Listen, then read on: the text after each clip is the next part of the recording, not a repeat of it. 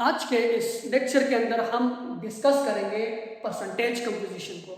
Last time हमने मास और volume का रिलेशनशिप देख लिया, उसके जो न्यूमेरिकल है वो मैंने सॉल्व किया था। अब परसेंटेज कंपोजिशन क्या है और किसी भी एलिमेंट का हम परसेंटेज किसी कंपाउंड के अंदर कैसे फाइंड करते हैं, आज मैं आप लोगों को ये चीज़ें बताऊंगा। सबसे पहले परसेंटेज के देख लो, परसेंटेज है क्या चीज़। आप लोग अगर डेली लाइफ से एग्जांपल लेते हो तो ये परसेंटेज के जो न्यूमेरिकल होते हैं या एमसीक्यूज वगैरह वो मैथ्स के अंदर भी आते हैं या जनरल जो एनालिटिकल टेस्टिंग होती है उसके अंदर भी आते हैं। तो आप लोग परसेंटेज निकालते कैसे। लेट्स सपोज मैं कहता हूँ कि एक स्टूडेंट है, उसने लिए 80 मार्क्स। सपोज कि मैंने 80 मार्क्स उसने लिए और टोटल जो मार्क्स हैं वो बोर्ड एग्जाम के अंदर या किसी भी चीज़ के अंदर वो है 1100।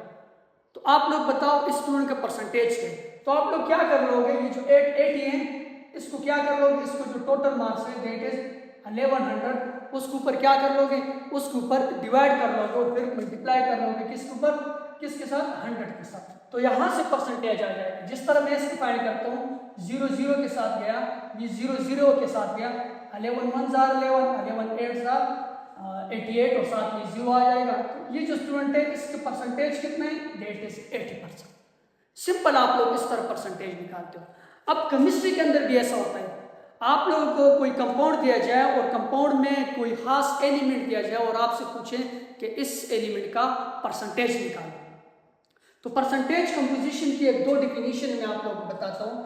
पहले ये कि the percentage by mass of each element in a compound. किसी भी कंपाउंड के अंदर एलिमेंट का जो मास है उसको उसका परसेंटेज कहते हैं। यानी कि कोई कंपाउंड है ना, उसके अंदर उस एलिमेंट का जो मास होता है उसको आप लोग उस एलिमेंट का परसेंटेज देते हो। और दूसरी जो इसकी डिफिनीशन है या दूसरा जो बात हम इसके करेंगे तो वो ये होगा कि 1 मोल कंपाउंड है, उस 1 मोल कंपाउंड के अंदर किसी भी एलिमेंट का जो मास होता है इन ग्राम, उसको हम क्या बोलते हैं, उसका परसेंटेज कंपोजिशन बोलते हैं। मैं समझाऊंगा क्या कैसे हम इसको फाइंड करते हैं।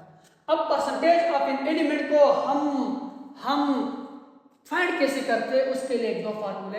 पहला फार्मूला ये है कि percentage of an element is equal to total mass of this element.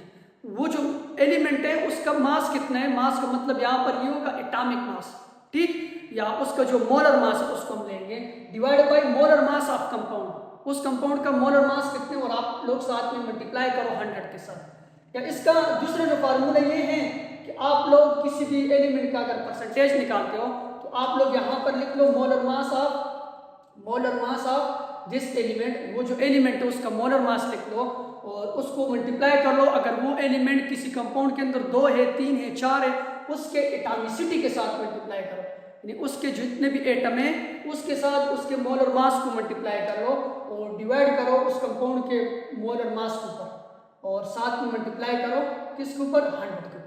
असल में हम परसेंटेज आउट ऑफ 100 निकालते तभी हम 100 के साथ मल्टीप्लाई करते हैं। अगर आप लोगों से कोई पूछे कि आउट ऑफ 50 निकालो तो 50 भी आप लोग निकाल सकते हो, लेकिन जनरली जो हमारे पास परसेंटेज है वो 100 का निकालते हैं। और तीसरी और इम्पॉर्टेंट बात याद रखो, ये जो परसेंटेज आप लोग निकालोगे उस परसेंटेज को जब आप लोग सम करते हो तो सम विल बी इक्वल टू 100। अगर वो 100 के बराबर नहीं आएगा तो फिर उस तरीके से परसेंटेज जो आप लोगों ने निकाली है वो क्या है, वो गलत है। देखना, मैं एक न्यूमेरिकल को सॉल्व करता हूँ। यहाँ पर आप लोग न्यूमेरिकल गिवन है, कह रहे हैं कि calculate the percentage composition of each element in sulphuric acid. Sulphuric acid के अंदर जितने भी एलिमेंट हैं उनका आप लोग क्या कैलकुलेट करो, परसेंटेज कंपोजिशन जो है वो कैलकुलेट करो। सबसे पहली बात, आप लोग इन सबके मोलर मासेस को लिखना है। ये जो एटॉमिक मास है मोलर मास H2 का यहाँ पर कितने, वो है 2 ग्राम। सल्फर का कितने, सल्फर का है 32 ग्राम। और ऑक्सीजन कितने, ऑक्सीजन 4 है, एक ऑक्सीजन का 16 है तो 4 oxygen will be equal to 64। तो ऑक्सीजन पे कितने के बराबर आ जाएगा, 64 ग्राम। मोलर मास है तो साथ में आप लोग ग्राम लिखो। अब इन तीनों को अगर आप लोग जमा करोगे तो सल्फ्यूरिक एसिड जो आप लोग का कंपाउंड है उसका मोलर मास कितना है, तीनों को जब आप लोग जमा करते हो तो दैट विल बी 98 ग्राम पर मोल। इसका जो मोलर मास है वो कितना है, 98 ग्राम पर मोल।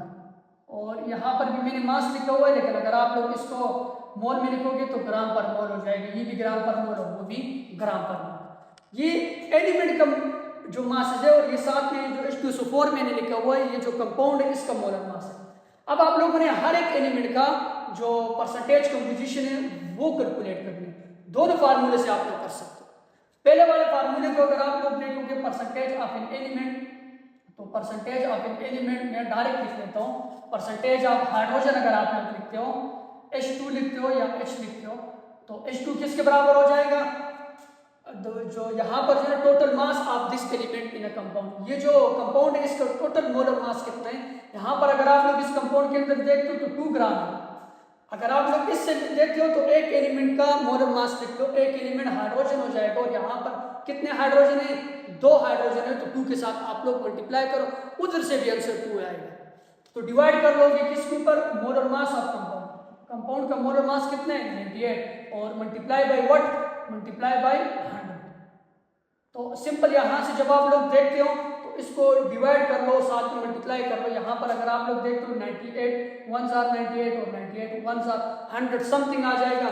तो 2 को आप लोग जब इसके साथ मल्टीप्लाई करोगे तो आंसर विल बी 2.0 या 45 या समथिंग आ जाएगा, इतना परसेंटेज हो जाएगा साथ में वाला परसेंटेज। तो 2.04 इसकी परसेंटेज आ जाएगी, 2.05 आप लोग कैलकुलेटर से सिंपल डिवाइड कर लो।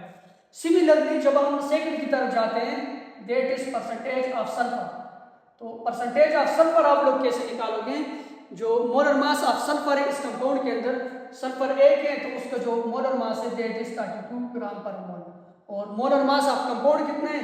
That is 98। मल्टीप्लाई कर लो किसके साथ? 100 के साथ। तो इसको सिंपल आप लोग यहाँ से 1 आ जाएगा, यहाँ से 1 पॉइंट समथिंग आते तभी मैं 0 लिख रहा हूँ। तो यहाँ पर 32 को जब आप लोग 1 पॉइंट समथिंग के साथ मल्टीप्लाई करोगे तो 32.34 या समथिंग आ जाएगी, वो आप लोगों ने देखेंगे। अब तीसरा क्या रहेगा? तीसरा जो है वो आप लोगों के पास ऑक्सीजन रह गया। तो परसेंटेज ऑफ ऑक्सीजन क्या हो जाएगा? यहाँ पर कितने ऑक्सीजन है? 4 ऑक्सीजन है। अगर आप लोग एक ऑक्सीजन के मोलर मास को लिखते हो और साथ में उसके एटॉमिसिटी 4 के साथ मल्टीप्लाई करते हो, या टोटल मोलर मास लिखते हो एलिमेंट का, वो भी सही है। यहाँ से अगर आप लोग देखोगे तो ऑक्सीजन का मोलर मास कितना है? ऑक्सीजन का अगर आप लोग मोलर मास देखोगे 64 डिवाइड बाय 98 मल्टीप्लाई बाय 100, तो इसका आंसर तकरीबन 64 पॉइंट समथिंग आ जाएगा, समथिंग लाजमी सबके अंदर आता है। अब आप लोग अगर इन तीनों परसेंटेज को जमा करोगे तो आप लोग का जो आंसर है दैट विल बी 100।